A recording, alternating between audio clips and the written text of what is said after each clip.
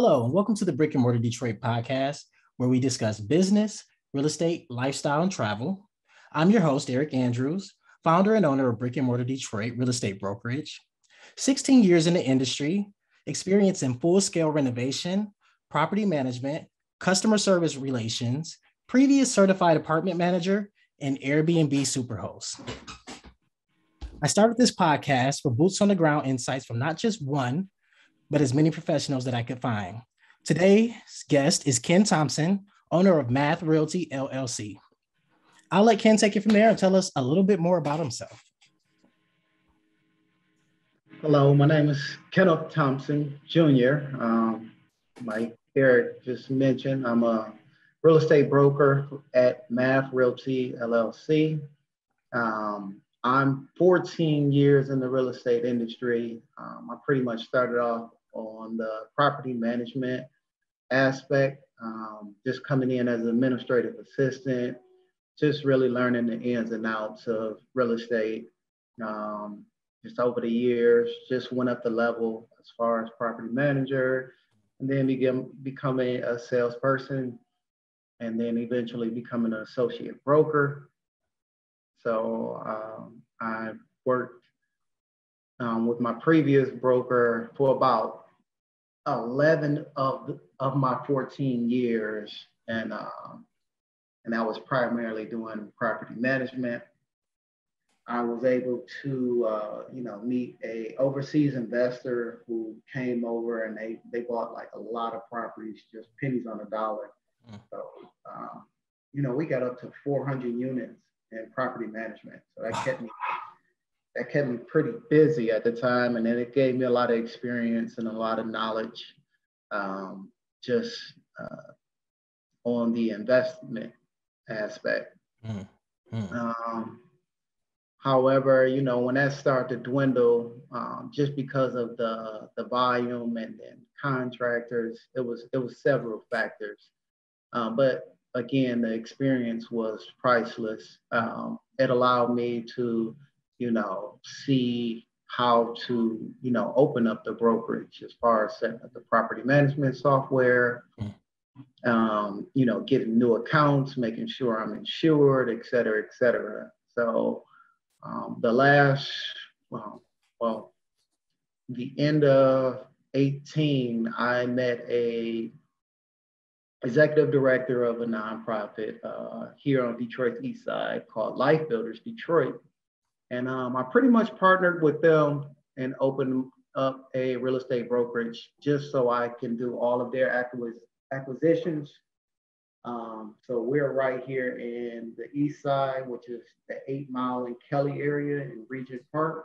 That's nice. And we just been kicking off these, home buyer programs, first-time home buyers. So this nonprofit started off as a faith-based community development. They were pretty much working with, people in the neighborhood who were, transitioning from, jail, primarily like mothers. And then they did a lot of like faith-based, again, community, like the house that I'm in right now, this was one of their resale shops. They would just pretty much have Wednesday Bible study, and they just got to know the community. And they've been here about 14 years. So in that, they've been able to build relationships with city council members and things of that nature. And now we are getting into they've been in it, but now we're really getting into turning the renters in this area into home buyers. Now, this is the 48205 area code. And this was like the murder, red zone. And it's just amazing to see how over the years that this area has started to transform due to Life Builders. And then I came on a part of it, just on the real estate brokerage side, and just been trying to just acquire as many properties as possible and just do full renovation. So them being a nonprofit, they're able to get like city funds, donations, and Beautiful. These houses have been completely renovated all the way down to the studs. Mm. And the great thing about the program and about this nonprofit is that we are not selling these particular houses to investors. Investors kind of hurt certain areas in the city because there wasn't any type of pride in the people that was going into some of these homes. Absolutely. So with this, with this organization that I'm with, we've found home buyers, and not just any home buyers. Like we give them home buyer education classes, financial literacy, like how to help them on their taxes, lending assistance. So these properties are income based. So whatever the median income of this area, based on how many occupants, they're affordable homes, and they get a home that's pretty much had 2 to 3 times the sales price funded for the project. So it's a substantial amount of money that's been put into the houses. And I just did 3 sales this year. I'm saying granite countertops, central air, all new windows, new roof, new framing, new flooring, just really pretty much a top to bottom, almost a brand new house, just renovation and rebuild. So they do a lot of good work. That's beautiful. And I'm just happy to be a part of it. Absolutely. And just outside of that, I still do property management. And I'm really just on the outside, kind of learning, a few council people through this organization, because I want to implement this into the neighborhood that I grew up in. So I'm slowly buying property in the neighborhood that I grew up in and just starting my portfolio. And then I'm on the back end. I'm just learning and seeing how this, the nonprofit side of it moves, because my ultimate goal is to do new construction, new development. And that's why I got into also getting my residential builder's license. So M.A.T.H Realty will be a full functioning real estate brokerage and residential builders company. And that's the gist of me and my journey in real estate. That's beautiful. Congratulations. Thank you. So, question for you, like, have you always been communal as far as wanting to do something in the community, or did this opportunity kind of just lead you down a path? Growing up, I think I grew up in a pretty good area, but I didn't really, like, I guess because I was so close up on it, I didn't see how the neighborhoods were starting to transition in the city. And just having that conversation with different generations, like what they was able to do versus what we was able to do. Like we was able to go down to the park and play. We had basketball rims, but there was a time where I was just like, man, the rims thing came down. Like, who's supposed to put these rims back up? Who's supposed to fix the park back up? Who's supposed to? And that's where I was like, okay, I need to get more involved, because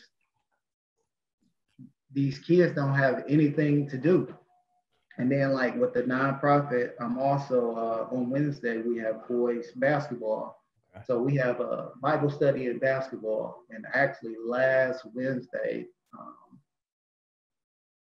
I think about 20 young men was blessed with some Steph Curry basketball shoes.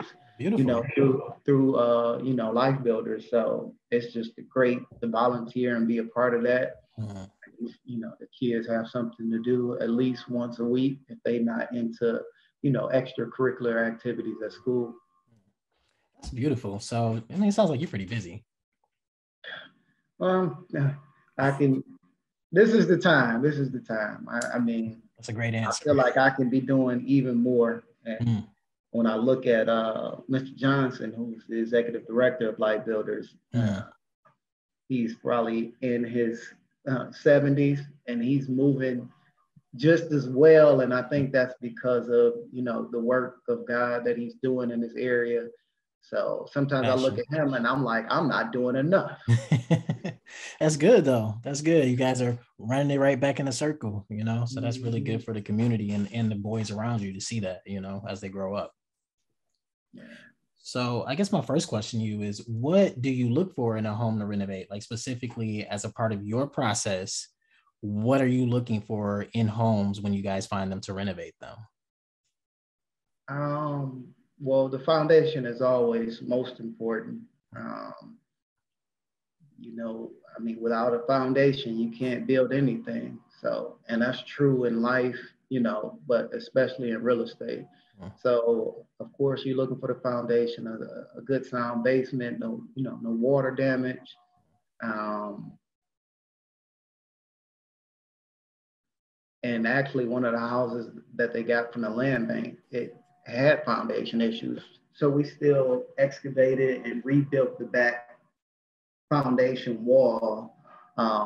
But I mean, if it's in the area and it's savable Mm. and it's not an eyesore, um, we got some investors that's, this organization is willing to take it on. That's Me awesome. personally, um, I got a fourplex right now that I'm working on. This is going to be one of the biggest projects that I personally have done. Mm, mm, mm. Um, and in this property, I have to replace the beam, the foundation beam in the basement. Mm. So uh, hopefully people will get to see that journey. I'm gonna put some of that on my social media as I start renovating this fourplex. It's definitely a journey, definitely a journey. But I don't know, like once you do one or two or three, or especially like a duplex or a multifamily, it just makes you feel like you can do so much more. You know what I mean? Which is it's a great project. It's a humbling project, but it's a good one for sure. So I'm sure you're gonna do great with that. And I definitely would like to see more. Maybe we can come back and cover that and talk about what's going Definitely. on. But Those were the exact same words of the appraiser. And like I've done many single families, mm, renovated, and repaired and etc. But yeah, this fourplex, and it was, it has fire damage. So yeah. yeah, humbling, I'm sure. Exactly.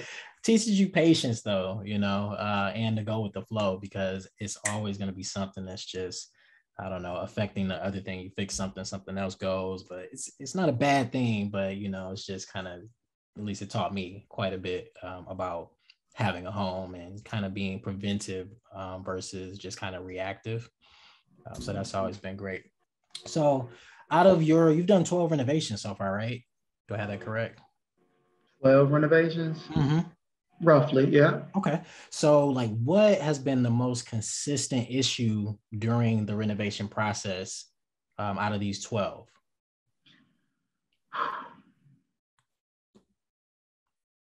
The most consistent is reliable contractors. Um, and that was another reason for me getting my residential builder's license because, I don't want to weigh so heavily on one contractor or two contractors because they have the knowledge and the experience, or primarily the knowledge. So it's just like being able to, you know, let them know that I understand the lingo and, Mm-hmm. I do have the information and knowledge to kind of speak on a contractor standpoint, and just, letting them know that, you're being contracted for this job, and, I expect you to, fulfill your duties on your end, just like I'm gonna fulfill my duties on my end as far as the financial, um, component of it. But Absolutely. the relationships with contractors is vital when it comes to rehab and construction. I totally agree. Totally agree. Okay. And then, so what has been, this might be a similar question, but what has been the hardest part of the renovation process? Maybe more so for you versus the more common person who might do this, but for you specifically, is there a part of the process you find particularly hard or bothersome? No, you just have to know it's systematic. Like once you learn, the wheel has already been invented. Mm. So you just have to, um, just work the system in a sense. So it's just making sure that you are not shortcutting anything. You know what I'm saying? You're doing foundation first, electrical, then mechanicals, plumbing. And not in that particular order, but just making sure that you're doing certain, like not trying to put something the cart before the horse, as the older people would say. Just Absolutely. doing things systematically. Yeah, I totally agree. While the walls are open, especially if you're taking it down to the studs, just like Yeah, do the electrical, do the plumbing. Like you're never gonna want to pull these walls open again. So exactly. definitely don't cut the corner because later it can be very costly. So just do it. Exactly. So okay, so what would you say to any people starting off that are hoping to get into the home renovation space? Do you have any advice or guidance or something that you found to be important that you wish you would have known? Um, I mean, if you're getting in this space, everybody says the most important thing is to just start. Like nothing's going to be perfect, and then you have to expect that things are going to go awry a little bit. But that's all a part of the process, and just trust in the process. This is like, with anything, like to be great at it, you're going to have some missed opportunities, you're going to fall short, but you just got to keep going and just trust and believe. Like, yeah. That's true. That's true. I mean, it just teaches you a lot, and faith is a big part of it, right? Mm-hmm. Everything tends to Exactly. work itself out. You may not know how, but you'll get through it. I mean, time goes and you'll get there. So it's just the trust in the process, having some faith, believing in your capabilities. So I totally agree with that. So, Mm. what's been the most satisfying part of rebuilding your old neighborhood? Oh, the most satisfying part, building my own neighborhood, is primarily like seeing the younger generation might see me doing something, Hmm.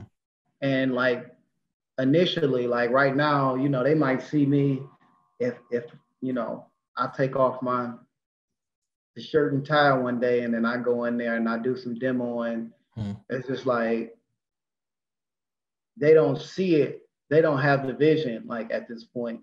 But once it's completely, renovated, Hmm. and like wow, like that property was just sitting there and wasn't nothing was being done with it. Hmm. And he went over there and he just put in time and effort, Hmm. and now look at it. So it's just giving them that sense of not waiting on somebody else to come do it. Like we can transform our own neighborhood. Absolutely. We certainly can. So, our young people um, just recognizing that it's within them, that they can do it. We all can, a community can come together and we all can get it done. Like two can do way more than one. Very One true. one could put 1,000 flights, two could put 10,000 flights, they say in the Exactly. Bible. So Exactly. it's just letting the younger generation know that it's up to us to do it, Hmm.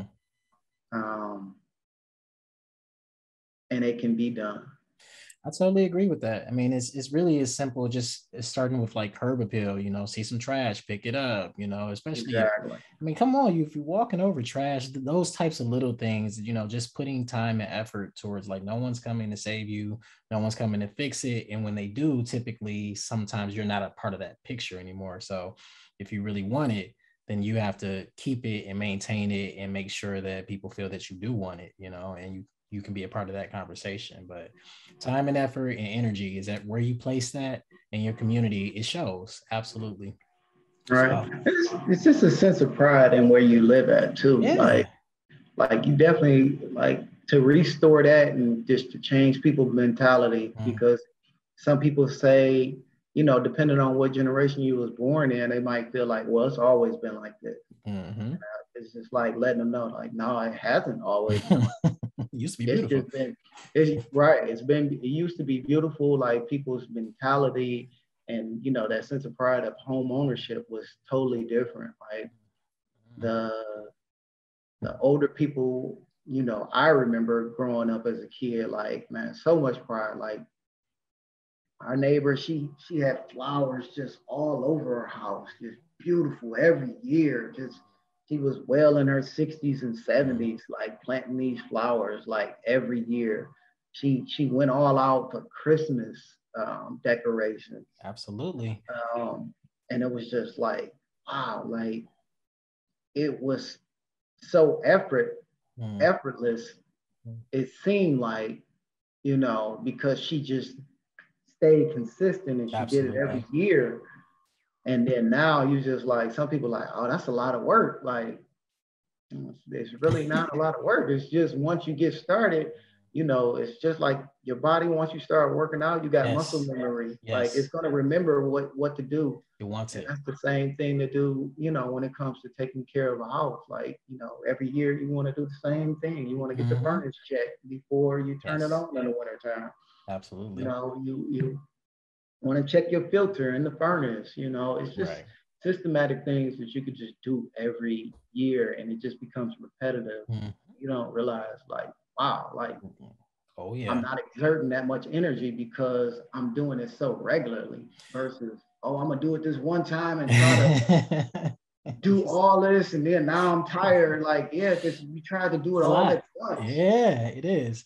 And it's funny you say that because it's kind of like how I live my life now. And it's not even just like my a house, but my life. And if you let things pile up, then it does. It becomes a chore to do it. And every time you do it, you become adverse to doing it because it was a lot. You know what I mean? Rather than maintaining. So like you don't have to clean your whole house up at the same time if you don't want to, but you see something, pick it up, vacuum this day, and just kind of maintain. And it's not a big chore or whatever. And you kind of said something about that a little bit earlier and just kind of sparked how like my dad used to tell me stories about how Detroit was so beautiful and communal and everybody had a sense of pride for their house because in their day it was an accomplishment to have a house. But for us, a lot Exactly. of the people in our generation get houses from inheritance and things like that, but they never were taught to take care of that house. And the next thing you know, they just got this house that has all these problems because they have not maintained one thing, and then everything is expensive to do. You got a roof that needs to be repaired, you need gutters, you need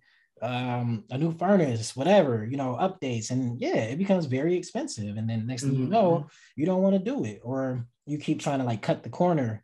And then it just gets worse and worse and worse. And next thing you know, you don't even really have a house to live in. Or if you do, it's like, decrepit. So that's definitely something I want to bring back. So I love to see what you're doing. It's very positive, very, very positive. So ideally, what does your vision look like? So, as far as what you hope to accomplish in your neighborhood, the community, like, do you want to create like walkable neighborhoods? You want to see restaurants and businesses or community centers? Like, do you have a whole vision, or is it just kind of like, I want to start with the houses and then kind of figure out how that all works together from there? So it's something in my neighborhood. Actually, it's an old Chrysler building, Mm, and I'm from the 48227. So okay. pretty much, Schaefer I-96 Mhm. area, and I remember going to school or um, just riding past that old Chrysler plant and it being so vibrant and seeing people go in there and work every day. And it's funny because I was looking at this building and it's been an eyesore for years, but they just recently announced that there's going to be like a $66 million um, redevelopment for this property, which is on like Plymouth and Hubble, or right before you get to Hubble. Oh So yeah. it's an opportunity zone. And just before I really read that article or saw that article, I was just like, I was really asking God, like, I want that property. I knew it was like $4 million in back taxes owed on it. And my thing is like, so I love real estate. That's what pays my bills. But I also got a passion for filmmaking. Yes. And I was able to do a couple indie movies.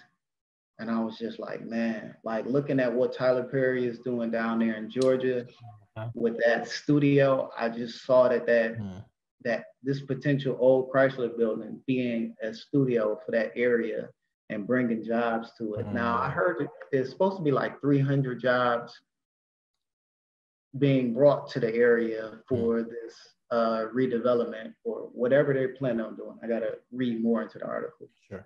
But just seeing that, and it was just like, you know, when you bring financial stability to an area, you're going to see it change because, you know, once that's there, you look at the neighborhood lounges and bars, you know, that get patronized during lunch from the employees. You look at the child caring centers, you know, because these parents are working, so they get to drop their kids off, and it just starts a domino effect. So it was just like, what could I bring to the community that could start that domino effect? The framework. So that's like my dream. Like if I can get like a studio or something like that going, an event space, a co-work space, just really just bringing something different, some different opportunities to the community, and just seeing that organically develop. That's like my dream. Like, yeah, that's beautiful. So like basically development. Yeah. Yeah, community development. That's beautiful. It's coming. It's coming, definitely.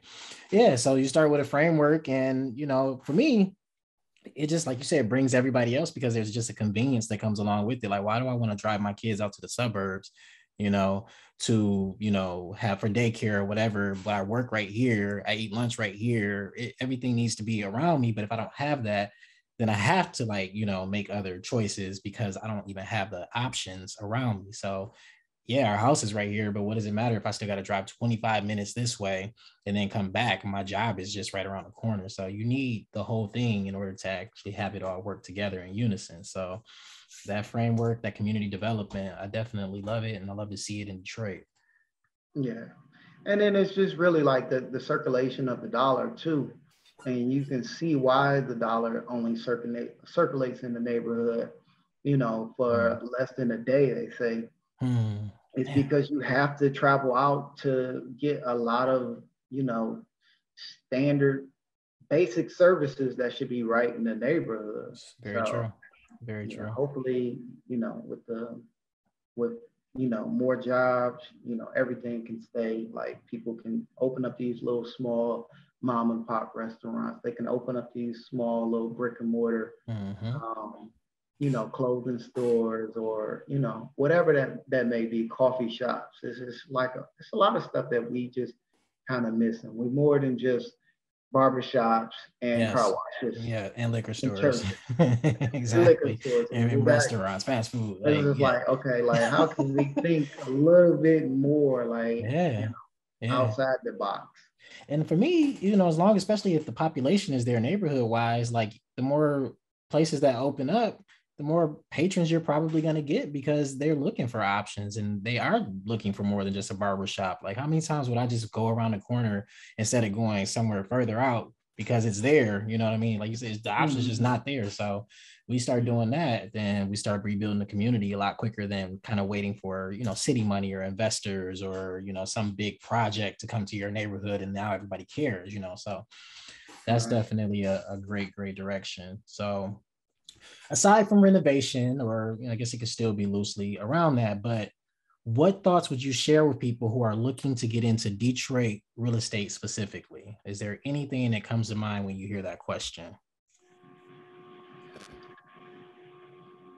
I just encourage people to, one, you know, kind of do their research. I definitely encourage them to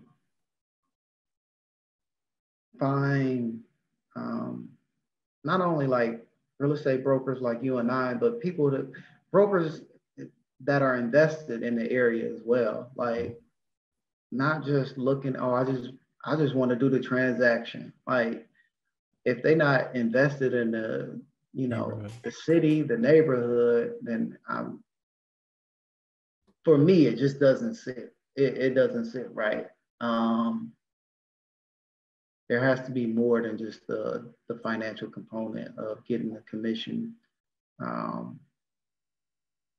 How invested is that person in the neighborhood?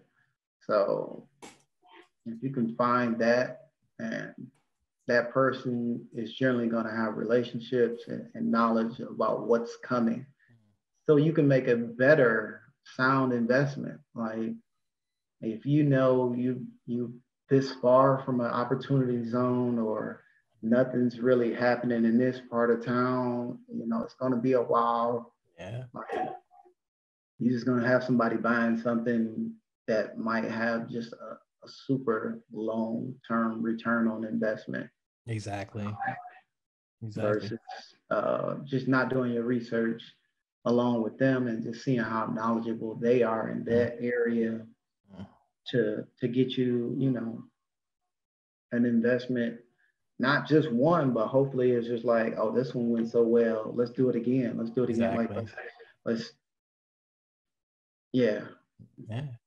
I totally agree with that because, even if you're experiencing one neighborhood or one part of the town, sometimes there's still moments where I would still refer out to another broker because that's just their space, right? And I do care about people getting the best deal or for their particular investment or project. Being with the person is going to get them where they need to go versus having a bunch of hiccups and having a problematic relationship. And that is where I kind of like working with other brokers and everything like that, because I trust you to be good in your space. I trust you to know about your area and be able to give people information that's going to be helpful to them so that they can plan down the line versus like, oh, just, hoping and praying, because that really is not the way to do real estate, especially in Detroit. So. All right, so moving on. So what thoughts would you share with people who are looking to get into Detroit property management specifically? So this is kind of always somewhere I like to touch on because I believe that every property that you buy, you're kind of starting with property management in the beginning. Even if you're planning to flip it or whatever, you have to be able to make sure that the property is maintainable in the meantime. So do you have any thoughts that you would share with people? Give me that question again, Eric. Okay. Hold on one second. So what thoughts would you share with people who are looking to get into Detroit property management specifically? Okay. So I think the most important thing when people are thinking about getting into property management is what's the geographical area that property management works in? Because you got a lot of property management companies that's, in the suburbs, far up north, and they're trying to manage Detroit city properties, and they don't know the area, they don't know the people, they're not vested. And they try to, place a tenant and their location is, 13 miles away from the actual property. Like I think a good property manager should be, in a good, 20 to 25 minutes to the property. Because they should know, they should know that area. They should know the people and just know how to interact with them. I get a lot or quite a few accounts where it's just like my property manager never comes. They never check on the property. Like they never come see about me. Like it's pretty much send the rent in and there's no relationship that's being built with with the residents. And I don't really like the word tenants pretty much. I like residents because it makes them feel a little bit of sense of, ownership in it. Like this is your resident and you're here to, maintain it. Like sometimes the word tenant, it gives them like this, it's like no commitment to it. There's no reason to kind of keep the property up. Right, exactly. Kind of goes back to what we was just saying as far as the curb appeal and things of that nature. Mm-hmm. I've had like some friends, parents, like when I was little, I didn't even know that they were renters. I thought everybody owned a home when I was, young. And then when I got older, you like, oh, they didn't, but they took care of it like it was theirs. Mm-hmm. So that's changed. And I think that's because some of these property managers are so far off, like, and they kind of out of touch with the people in the city or the residents in the property. So yeah, definitely getting a property manager that kind of, isn't afraid to go to a home interview or sit down with the tenant. Like it's a problem if you fear the tenant or you fear the neighborhood that the property is in. Like absolutely, you should be managing that property. Exactly.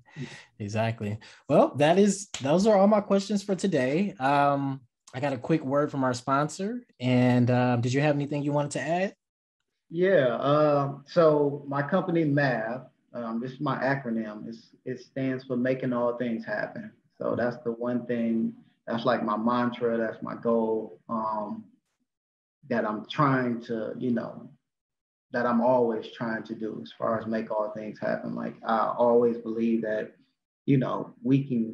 we can get the job done, like you said, like reaching out to other brokers, even if I don't have the information and knowledge, just the smartest person is know that you're not the smartest person in the room and you are, able to ask for help and things of that nature.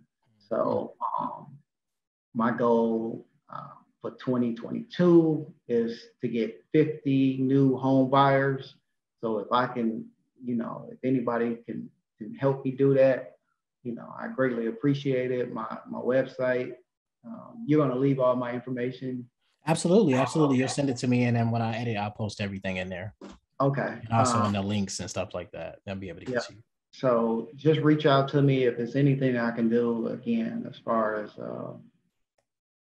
property management or residential sales. I'm here. I'm in the city, downtown, west side, east side, suburbs. I'm out here. Absolutely. So, like I said, M.A.T.H, making all things happen. I do got some apparel. This is one of my shirts, which is property over popularity. And my hashtag is do the math. So everything is just like the positive over the negative, like beating the odds, and and whatever you're doing. So I'm always trying to encourage people. 6284clothing.com. That's some of my merch. It helps me to, do some acquisitions with this 4-unit. Hopefully, one of the units I can do like 6 to a year, where I'll do like rent free because I own it free and clear. Nice. And hopefully, like a young family, a young mother, or anything like that, that's kind of my plan. Like at least get them on the path of getting their finances together. They can save up for 6 months to a year. I'm still working this out. But getting them on the road to becoming a homeowner. And yeah, my key thing is, my existing tenants, if home ownership is their goal, I'm trying to see how I can get them from the apartment to the starter home. Awesome. Well, a quick word from our sponsor. Is work or real estate getting you down? Are you feeling burned out or depressed? Well, there's a solution you can use right from the comfort and privacy of your own home computer. Center for Establishing Recovery is Metro Detroit's leading provider for e-therapy. If you're in need of a listening ear, contact Center for Establishing Recovery at establishingrecovery.com.